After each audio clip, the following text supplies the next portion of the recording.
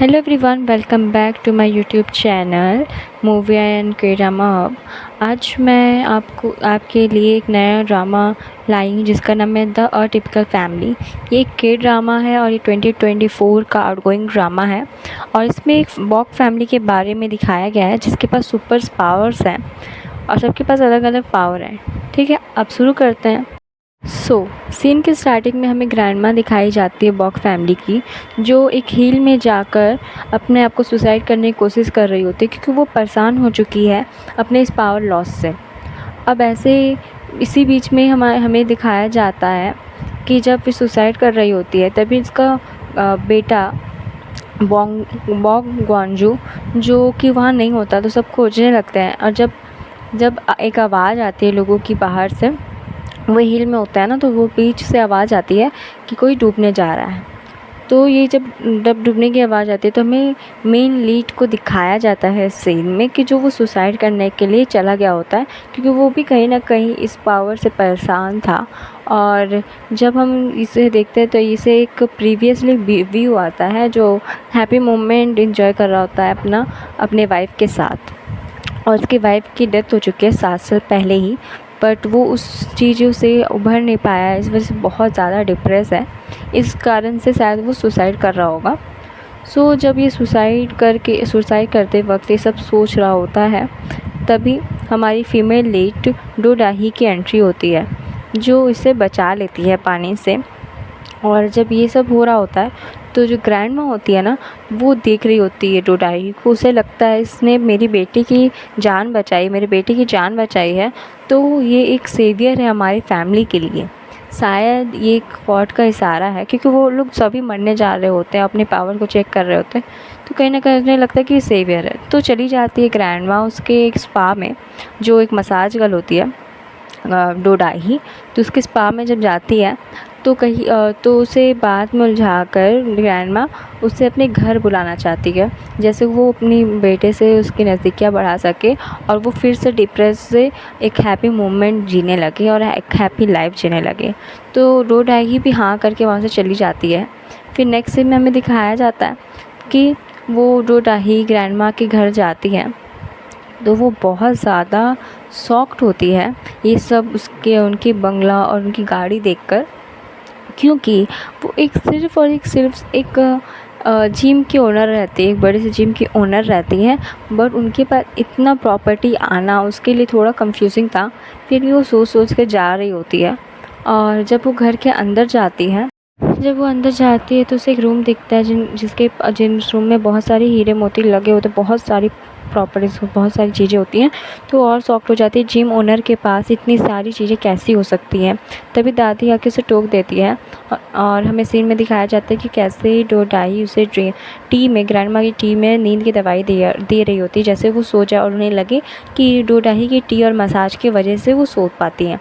लेकिन उसे दवाई के बारे में कुछ नहीं पता होता क्योंकि दादी उनके बिल्कुल ख़िलाफ़ होती हैं। तभी ग्रैंडमा ग्रैंडमा को देखकर शॉक्ड हो जाता है कि वो सो कैसे गईं और वो सोने के लिए बहुत ज़्यादा परेशान रह रही होती हैं। तभी हमें उनकी ड्रीम में देखते हैं कि उन्होंने देखा होता है कि डोडाही एक रिंग पहनी होती है, उनकी फैमिली रिंग पहनी होती है। और ये सब देख करके ना ग्रैंडमा को लगता है ये पक्का उनके घर के लिए उनकी सेवियर है। इसी बीच आयना का बर्थडे आता है तो डोडाही को ग्रैंडमा आयना के बर्थडे में बुला लेती है। तब ग्रैंडपा उसे कहते हैं सीवीड सूप रखा हुआ है, प्लीज़ उसकी गैस बंद कर दो। तो डोडाही नहीं कर पाती, वो बहुत डर रही होती, तभी आयना आके उसे बंद कर देती है।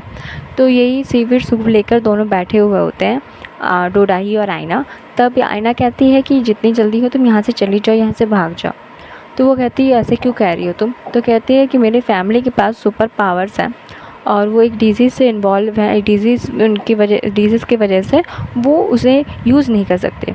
तो डोडाही उसे सीरियस नहीं लेती, फिर भी वो बच्ची को समझ के वो पूछती है कि क्या सुपर पावर्स हैं। तो वो सबके सुपर पावर बताती है कि ग्रैंडमा सोने के लिए इसलिए परेशान होती है कि उनको अगर वो सोएंगी तो वो ड्रीम में देखकर वो लॉटरी की टिकट और स्टॉक देख सकती हैं, जैसे वो और अमीर हो पाएँ और फ्यूचर देख सकती है अपने ड्रीम से।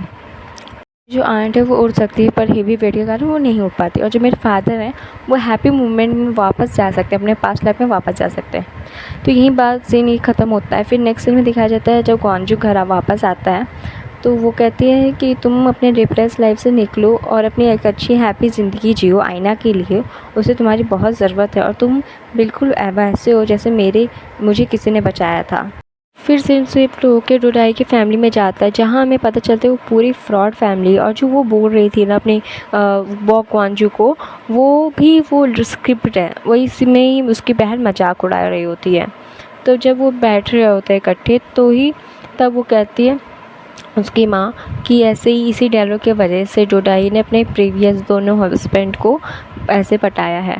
तो हमें सीन दिखाता है कि कैसे उसकी बहन उसके फर्स्ट हस्बैंड से सेड्यूस करके उसे इससे डिवोर्स करवा लेती फर्स्ट हस्बैंड। सेकंड हस्बैंड में वो ड्रंक करवा देती है इतने ज़्यादा अपने हस्बैंड को, और जो कांच की ग्लास होती है, कांच की बोतल अपने सर पे मार लेती है और केस में उसी पे इल्ज़ाम लगाती है और अपने सेकंड हस्बैंड से भी डिवोर्स ईजिली ले लेती है और उसकी पूरी फैमिली इसमें इन्वॉल्व होती है। और फिर हमें जब वो लोग सब इकट्ठे बैठे होते हैं तब ग्रैंड माँ को के बारे में वो बता रही होती है कि कैसे ग्रैंड माँ इतनी अमीर हुई, क्योंकि ऐसे पॉसिबल ही नहीं है कोई जिम ओनर इतना अमीर हो सकता है। मे बी वो स्टॉक मार्केट और वो अपने ड्रीम में देख लेती है। और तभी हमारा सीन शिफ्ट होता है ग्वांजू में, जहाँ वो आयना को गिफ्ट दे रहा होता है। गिफ्ट देने के बाद वो चला जाता है। फिर हम देखते हैं आयना के पास सेम बहुत सारी रिबेट ऐसे पड़े हुए हैं। तो आयना अपने प्रीवियस लाइफ को याद करती रहती है बचपन की, कि कैसे वो अपने पापा को बहुत मिस कर रही थी और उसके पापा ये कह गए कि ये बनी तुम्हारी रक्षा करेगा अगर मैं नहीं रहूँगा तो वो चले जाते हैं। ग्वांजू चला जाता है तो उसकी वाइफ गाड़ी ले पूरे ब्रिज के ऊपर गिरा देती है। और जब ग्वांजू वापस आता है, पता नहीं ये सीन तो मुझे समझ नहीं, आप बताएं कि ग्वांजू गाड़ी में कैसे वापस आ गया, अभी तो वो चला गया था ना। कब से मैं बताना, और नेक्स्ट एपिसोड के लिए मुझे सब्सक्राइब कर लें। Bye bye.